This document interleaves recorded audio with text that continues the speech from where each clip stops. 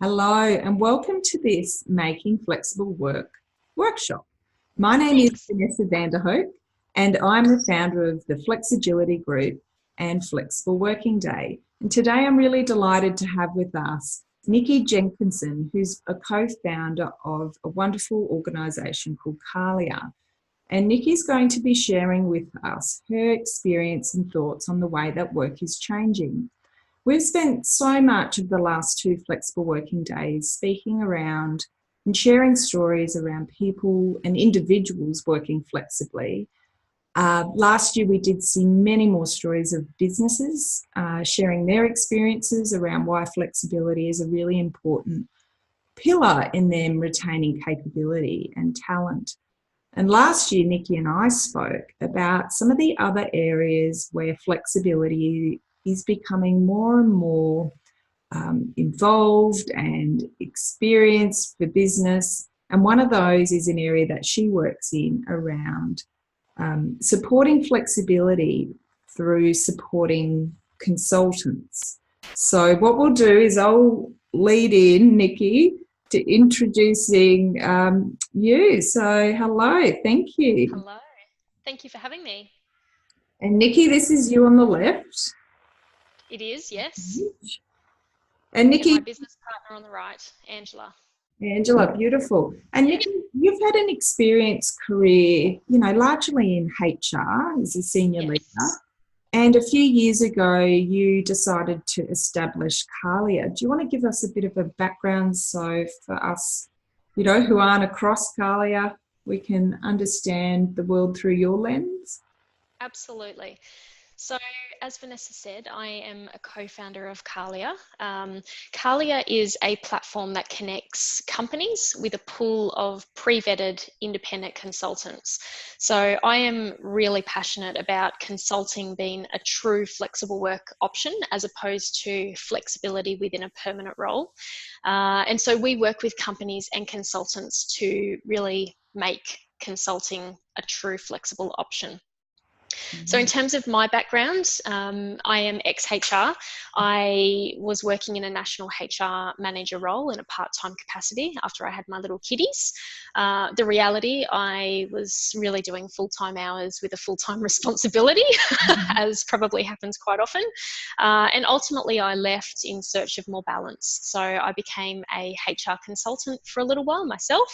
And then really this led me to realizing that it's quite difficult as a consultant to find project work with companies, even though there is a lot of opportunity within companies. So it was how could we create a connection channel between consultants and companies so that both parties would be benefited by this amazing talent that was available. Mm. And so that's how Cahlia started. Yeah, and that's led us to lots of conversations around It how has. force is shifting. It has. And I think what you just said there around, we are seeing many people opting out, unfortunately, We for business at we are. significant Yeah. cost. But I suppose in one aspect, that's where you've seen that you can really provide a service and support both business, but also individuals Yep. in that capability gap. Definitely. Because I think the really interesting thing about these people is that they're looking for more, they're looking for more choice, more flexibility, and they actually don't want to go back. And we did some research last year, our national consultant pricing survey, and it showed some really interesting stats in that in the past 5 years, 60% of participants had left their permanent employment in the 5 years prior to the survey. Which is actually a huge number and supports the trends that people are moving towards the gig economy or independent working. 88% said that they were somewhat satisfied or very satisfied with their career choice as a consultant as opposed to a permanent employee, which just really was amazing.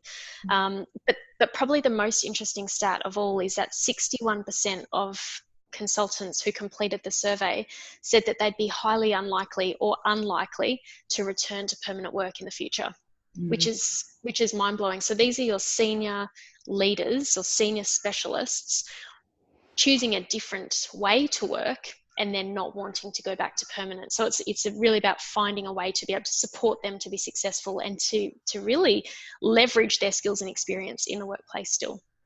It is a really interesting position that we're in, isn't it? How the workforce is shifting. You know, on one hand, flexibility has really been about that entitlement for individuals.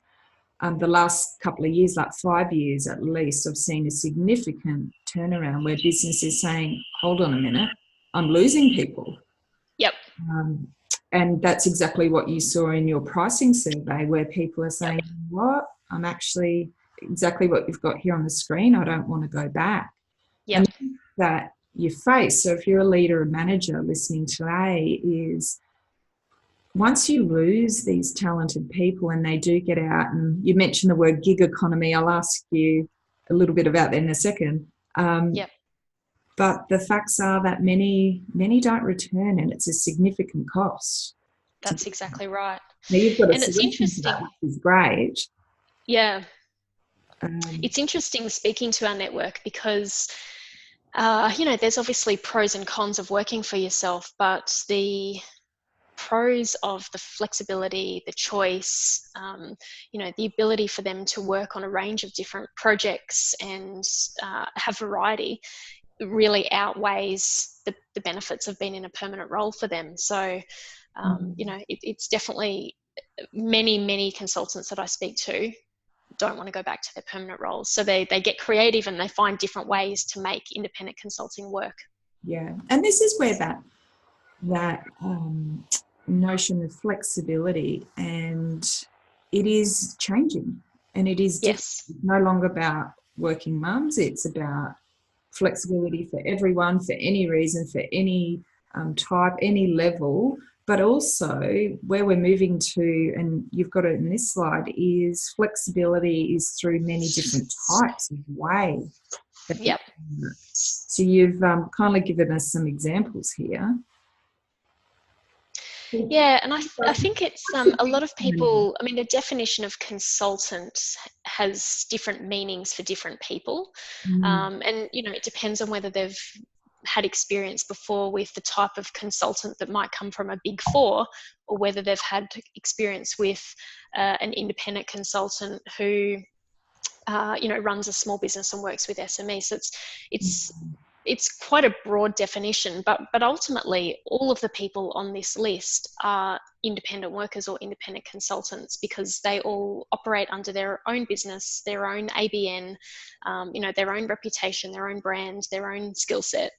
And so, you know, it's a bit of an interchangeable, you know, phrase, I guess, from independent consultants are also what some people might consider the contingent workforce, or they also, you know, there's this new terminology around the gig economy, but specifically the expert economy or the professional gig economy, which is, you know, a very much an increasing trend.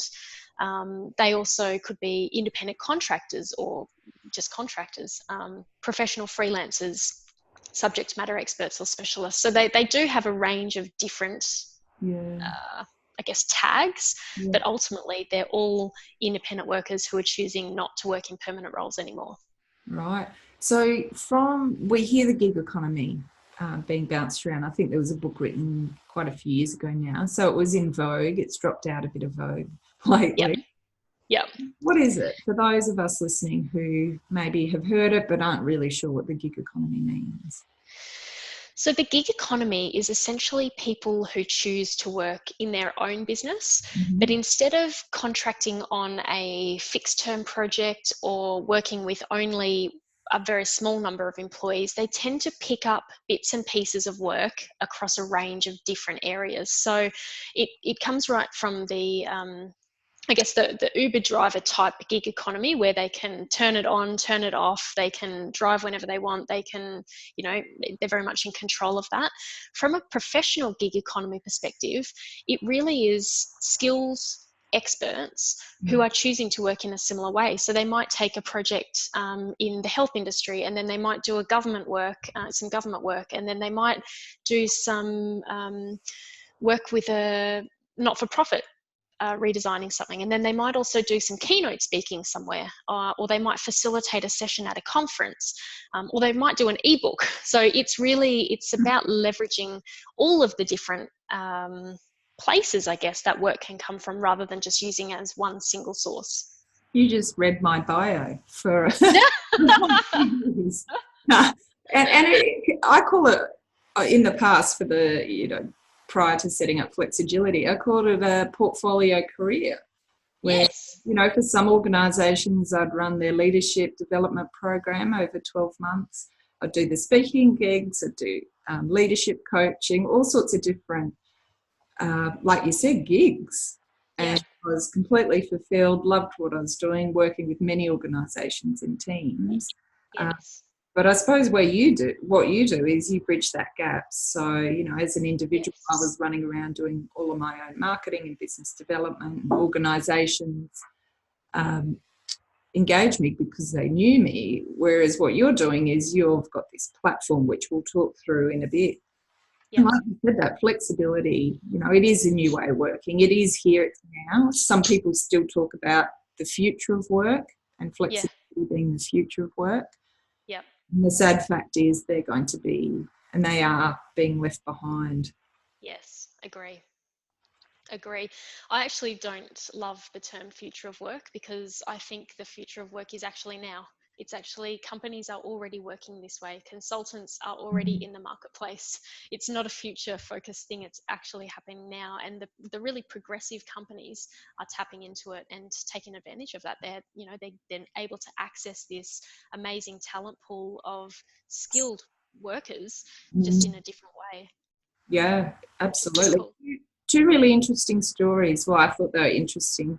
I got an Uber the other day when I was in Melbourne, and the gentleman, I just always ask some questions about, what they're up to and if they like it. And he said that he loves it. And the best thing is it fits so well in with his university schedule. So he said if he was working part-time in his vocation, which he was in IT, there would be no way that he would be able to be so flexible around his study requirements, because he was doing all of these hands-on incubation, I think they call them, which had last-minute scheduling at his university, which was such a shame, because he would be such an investment in, startups and all sorts of organizations. But he had his eye on the prize. He was like, no, I'm doing this, and it's for a period of time, and it suits me for now. Yep. The other story, which our daughter came home the other day, she's 15, and shared that she's always wanted to be a teacher, and she shared that she now has changed her mind and she's going into healthcare. We were like, okay, great, wonderful.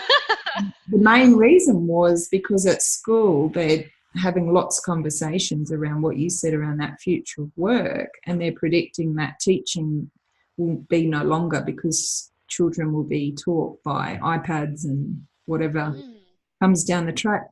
Yeah, I know, which is kind of scary, because she's I can't imagine it's around the corner.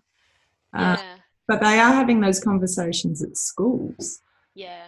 And I think this is the reality about flexibility, right? Is that it's actually, employees are actually, they're not just asking for it anymore, they're actually demanding it. Yeah. So if they're not getting it from a workplace, they're leaving, or they're choosing a different career path, or they're choosing a different way of working, because, it's actually become almost just an expectation now that people can demand for that flexibility to fit in with their life, which is a really interesting shift. Yeah, and I suppose for everybody, if you're listening today, life is crazy. We do now have these dual income necessity environment that we're in, and the facts are that, we did a survey a couple of years ago. People don't generally work because they love it. They do work because they, are in roles that they do like generally. But the number one reason is financial security. People work because they have to pay the bills. Yep. And you asked your consultants when you did this research what they were after. And this is what Overwhelmingly, these were some of the responses. Overwhelmingly. So I think the number one thing that the number one piece of feedback from consultants in that survey and generally in our business is that they're actually seeking genuine flexibility. So this is not just leaving the desk at 4 p.m. instead of 6 p.m. type of flexibility, or occasionally having a work from home day. It's actually a really genuine way of being able to integrate life and work in together. So I'm not a massive believer in work-life balance, because I actually, from my own experience, don't think that that's even remotely possible. But what I do have in my life is work-life integration. And so sometimes that means that work is my number one focus, and I will work big hours or long hours, or I'll travel away from my family. And sometimes life is my priority. And so I might go to my my kids have got an Easter bonnet parade on Friday morning at 9 o'clock, and I've promised them that I'll be there. So I'm able to have that genuine flexibility around how I view flexibility. The interesting thing about flexibility, I think, is it's different for everybody. We've got some consultants in our network who work 60, 70, 80 hours a week, but they love having the variety. So they like having meaningful work. They like having variety in the companies that they work for, or the type of work that they do. Yeah. We have some who prefer to have the flexibility in terms of, some weeks they might work 3 days, some weeks they might work 5 days, sometimes they have Mondays off, sometimes they work Monday. So it's really around that choice and control piece. And then, for others, some of them run businesses or hobbies on the side. So we've got a HR consultant who runs a circus school, for example. We've got a finance consultant who runs a management rights building with her husband. So it's really around having certain time slots of time and being able to get in and be outcome focused, productive in their time, and then have other interests as well. So yeah, it was really interesting survey and some great results that came out of it, just to show that people want to do it a little bit differently. Yeah. Which is this whole point of in their own way, on their own terms. Yeah, definitely. And that is, I suppose, for many businesses, they have grappled with that over the last few years around. And we heard it most recently with a finding that was handed down by the full bench of the Fair Work Commission, where an organisation had responded to an individual declining their application on some grounds. And one of the grounds was, well, if we do it for this person, we'll have to do it for everybody. All that snowballing. And the facts are that unless you do provide it to everybody for every reason, that flexism, that discrimination for people against working flexibly comes up. And I suppose the key thing here is you are largely talking about knowledge-based workers. I'm always very open in that, all types of flexibility don't suit everybody or every role. And so it does come back to, I suppose, calling out some of those elephants in the room to say, look, certain roles, it just doesn't work. And it would be the same, I imagine, for consultants as well. Yeah, absolutely. Yeah, and I think about the companies that I've been exposed to through my HR career, and certainly flexibility is a tricky one. I mean, I worked in retail business, travel business, in engineering, even on site, and there are definitely roles where people need to be on site or in a shop, or defined by shopping centre opening hours, or there's a lot of I guess challenge for companies in really integrating that in. Yeah. But the good thing is they're having the conversation about it. Yeah, exactly. It does, doesn't it? And I work with a couple of organisations which are retail focused, they're national, and it's often people are working flexibly but don't realise it and don't value it. And once you have that conversation and start unpicking, okay, what elements could be done more flexibly, you don't know, and it takes time. Exactly. So you, in your work that you've been doing, you've kindly pulled together some, I suppose, thought bubbles for us. So You know, if you're a leader and manager today, you probably already do have independent consultants working in your business. Yeah. Yeah, we do a lot of corporate reach out for our consultants to, I guess, identify different opportunities in the market. And it's interesting when you first start a conversation sometimes with a company because, immediately they'll say, oh, we don't take consultants. And then you start to unpack that a little bit and, maybe they've had a bad experience with a bigger firm, or maybe they think consultants are too hard to find or too expensive, or maybe they just don't even really understand the definition. Mm. But the reality is a lot of companies Mm-hmm. already have these kind of professional gig economy or independent consultant type workers in their business. They might come in for very short projects and leave again, or they might be in for a longer term helping on a bigger project. But it's people like change managers, executive coaches, people Mm. who come in and facilitate workshops or conferences, digital marketing and product people, risk, OH&S, HR, come in and help with an investigation maybe, or a OH&S audit. They come in and they look at data, or finance systems. And then of course you've got the board advisory service and support as well. So there actually are a lot of roles that already flexibly happen within Mm. an organization as a consultant or as an expert or specialist.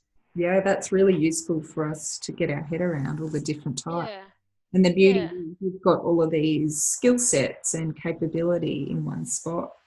yes. So can you give us a bit of an overview? So, if you're listening today and you're an employee and you've thought about becoming a consultant, or if you're looking at engaging consultants, this next piece will be quite helpful and useful, where you help distill. Yeah, so I think one of the biggest, well, I mean, there's a number of benefits here which I'll go through. But one of the main ones is that you're actually able to access senior expertise without the permanent employee cost. Mm-hmm. So for SMEs right up to large corporates and even government, not for profit, this is really important because whilst you might be paying a slightly um, higher consulting rate, it's for a very defined period, and you don't have all of the other on costs, Mm. um, which is a really big thing. So you don't have payroll tax, superannuation, leave accrual, work cover, all of these additional Mm. costs that you get with employees. The other thing with this talent pool of consultants is that they're sometimes underutilized. So because they are out there in the market and companies don't necessarily know where to go to find them, Mm-hmm. they're actually incredible talent, but they're potentially just not getting connected into the right projects. Yeah. So it's a really great talent pool to tap into. Um, they're really practical. So they don't just come in and do an audit and provide recommendations.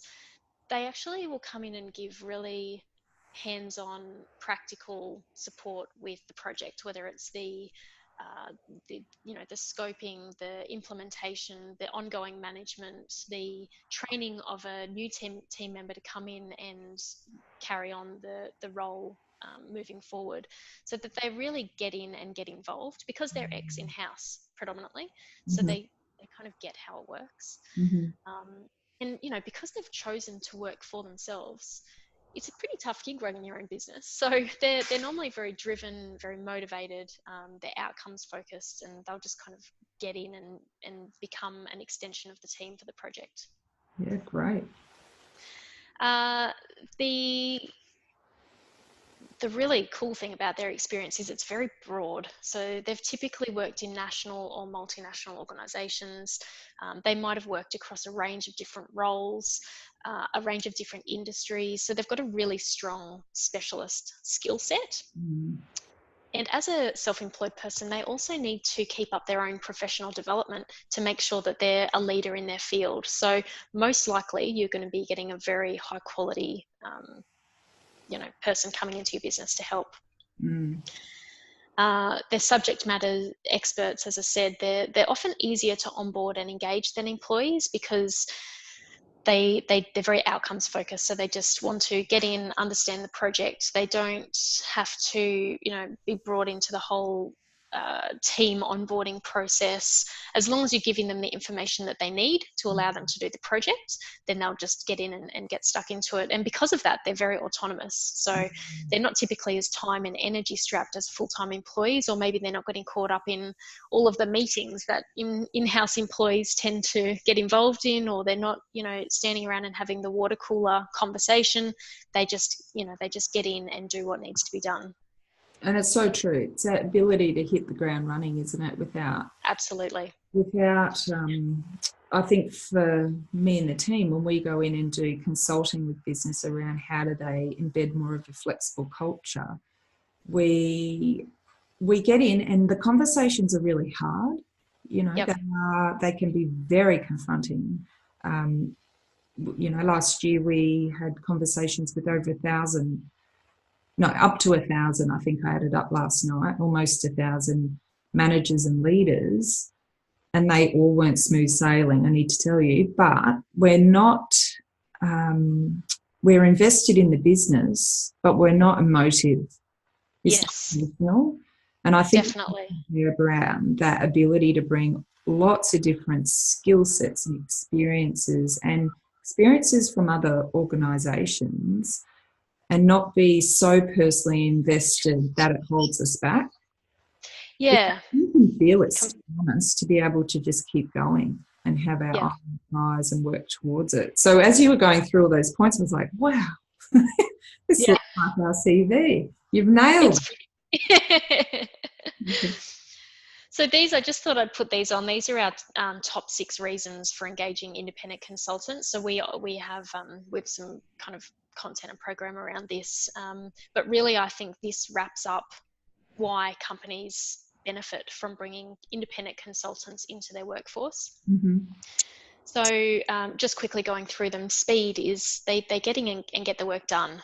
As you said, that you're very focused, you're heading towards an outcome, you just get in and you work in a very effective way. Consultants are very flexible, so they'll work around your business needs. If you need them one week and don't need them the next week, that's actually okay. You don't need to fill out their 38-hour week with work. Mm-hmm. You just use them when you need them, which is in a very flexible way. They're quite cost effective. So we've talked about already the employee on costs, and really they just get paid for outcomes that are delivered. So, that's a very different model to paying a wage to an employee every week just because they're an employee. Mm-hmm. They've got quite a different perspective, as we've said. So they likely have worked across a number of industries, a number of teams, a number of businesses, potentially a number of countries. So with that comes a really innovative, exposure and a really broad range of experiences to be able to draw from, to give recommendations and to be able to provide value to a company. Beautiful. Yeah, so they're really practical. So as I said before, they've come from senior roles in-house, so they get how companies work. And then from a value for money perspective, as I said before, their reputation is critical to their success. So what that means is they tend to deliver a really high quality so that they can exceed their clients' expectations.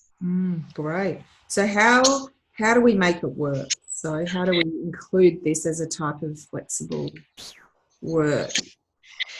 Yeah, so I think the really interesting thing with moving towards this form of flexible work is that companies haven't necessarily thought about how they're going to make it work. Mm-hmm. So there was a Deloitte survey recently that said 37% of companies expected to be engaging more contractors and freelancers in the near future.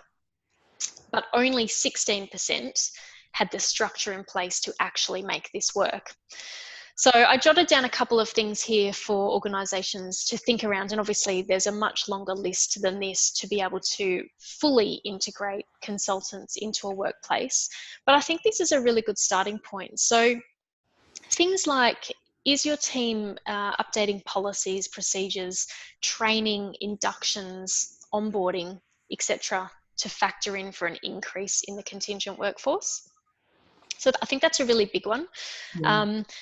are they looking, are you looking in different channels to find these people? Because they're not necessarily sitting out with the recruitment agencies or the job boards. They might be, but not necessarily.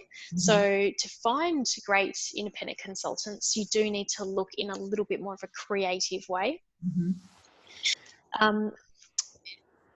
I guess, are you thinking about how work can even be done in a different way? So this is a conversation that both Ange and I have frequently when we speak to companies, and they kind of say, oh no, we need a full-time resource for XYZ. Yeah. And when you actually stop and really talk about what they need, sometimes it actually would be better for that work to be done by a really skilled expert who can come in for a short period and either do the assessment and get the project set up. And then you might actually engage a permanent employee after that to then implement it within the business. Or there might be different combinations to make sure that you're getting the right skill set for the work that needs to be done. So, which brings me to that, assessing business objectives is, are you looking for the right person for the piece of work? Because it might not necessarily be a permanent person. Yeah, exactly. And I heard of a lady who I work quite closely with who has been chased by an organisation. They want her to come in exactly under a similar arrangement to what you've outlined there, on a contract consultant basis on a project, 5 days a week. And she said, I'm sorry, my heart and soul is about flexibility, and I have, flexibility for all different reasons. And she didn't have to go into the detail, but she felt like it was part of the education, to be honest. Yeah. Because it was a HR role. Yeah. And they just didn't come to the table. They couldn't see that you could deliver the role in less days.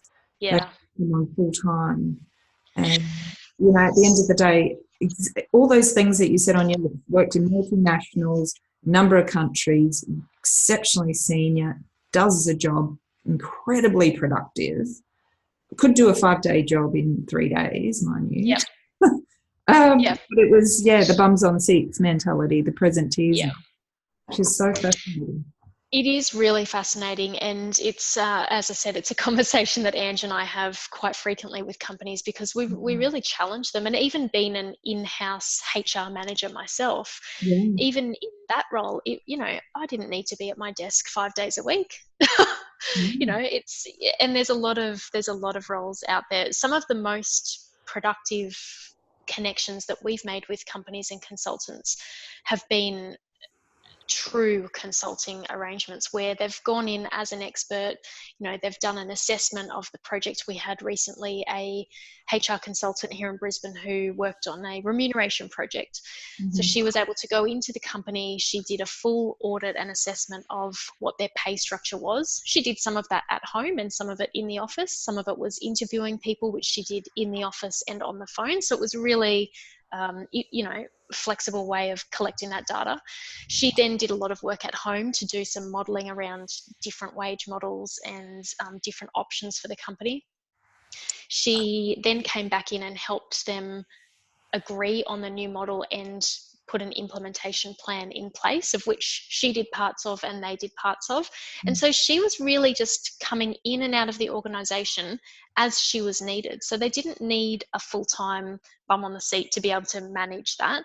She was able to come in at the really important touch points where her expertise was required, and then she would step out again and let the company, talk about the rollout or, the communications, and then she'd step back in and get involved where she could add value. And so some weeks she was working full-time for them, and some weeks she would only be doing a couple of hours. But it was a really great example of how to effectively use this specialized talent in a really flexible way, because they didn't have the capacity in-house to be able to manage it. So they would have had to have brought in a remuneration manager or a remuneration specialist.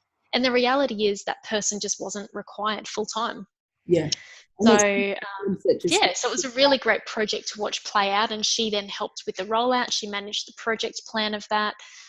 She, managed the comms. They rolled it out nationally. It was a hugely successful rollout in a fairly union sensitive area. And then she was able to really do a great handover with the talent team that were in the business, and now they're managing it moving forward. So it was a really brilliant example of how a consultant can be most effectively utilised for at the times that they needed to be. Brilliant. Love it. You've collected here your top 10 tips, which is fantastic. So if you've got to a point now where you're thinking, okay, I could engage a consultant in my business, here are Nikki's top tips on how to my top 10 tips. Yeah. So when you're engaging consultants, to make it a really successful relationship, there's 10 things that I think are really important. The first one is a clear project scope. So this is so they know exactly what they need to do and what their key deliverables are. It's really important to set expectations up front. So, they need to know what level of involvement you expect them to have, what the outcomes you expect, what things they will be required to come to or attend, whether they need to travel. So be really clear on those expectations at the get-go. Build a purposeful relationship. So like anyone, consultants also like to be actively involved and thoughtfully managed. So they're not just someone that you bring in that you don't really have to communicate with, and then they do the work and then they go. You actually need to bring them into the team, have a really purposeful relationship, and that's how you'll get the best out of them.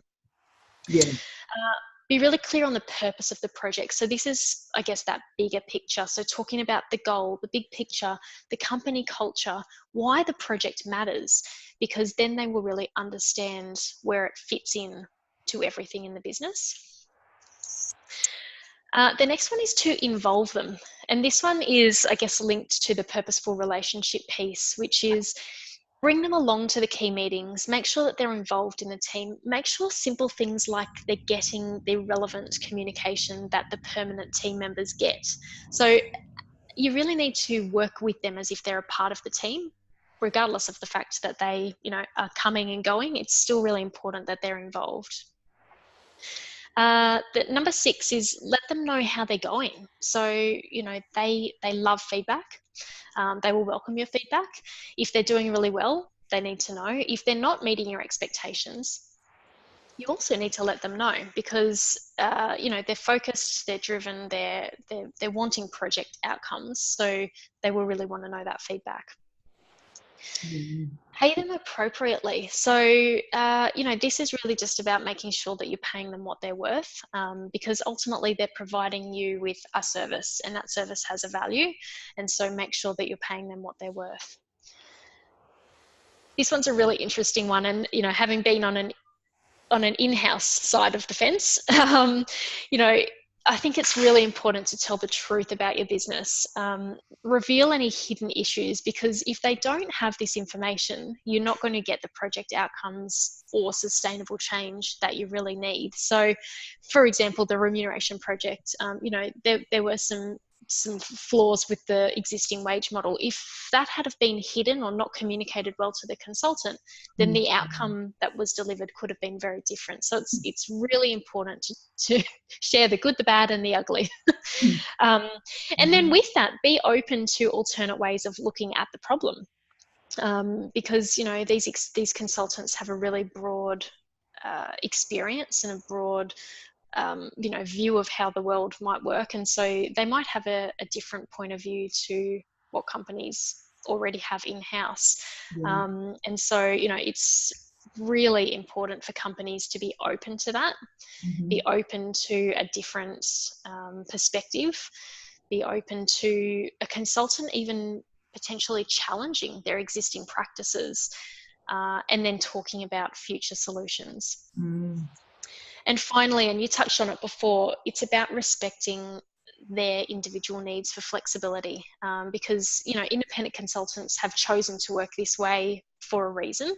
They often have really flexible and busy schedules. They're often juggling lots of balls at once to keep their business running, and so it's really important to, as a company, to shift thinking around flexibility and to make sure that there is an environment in place that supports this way of working. Yeah. You know, as you said before, a great example is the 5 days a week. The reality is a lot of consultants probably can't commit to something like that because they also need to, in the background, be working with other clients possibly, or they need to be doing their business development activity to make sure they've got the next project after that project, or perhaps from a personal reason they need flexibility, and it doesn't necessarily just need to be because of kids. Yeah. We have a number of consultants in our network who don't have kids, quite a large number actually. And, you know, as I said before, they choose to do it for different reasons. Some of them have got a personal hobby or a business on the side. Some of them like to travel. Some of them just want the variety. So it's really important to respect that and then to work with that flexibility in your business. Yeah. And I think, like you said, the reason is it's not necessary anymore to share and to explain because, you know, it's just life. Yeah. Isn't it? And yeah, absolutely. Those organisations which are agnostic around the reason, you know, they're winning. They've got a significant competitive advantage. Definitely. So before we finish up, tell us a little bit more about Cahlia and how people can keep in touch with you. Sure. So Cahlia was set up to connect companies with a network of pre-vetted consultants or contingent resources. So we have consultants across Australia in a range of different disciplines, from, you know, marketing, HR, innovation, strategy, negotiation, finance, data, a whole range of people. Companies are able to actually access these consultants for free, which is a really big shift. We actually intentionally turned the recruitment model upside down. It's 100% free service for companies, so no placement or introduction fees. And essentially it allows them a real-time and direct access to this skilled talent.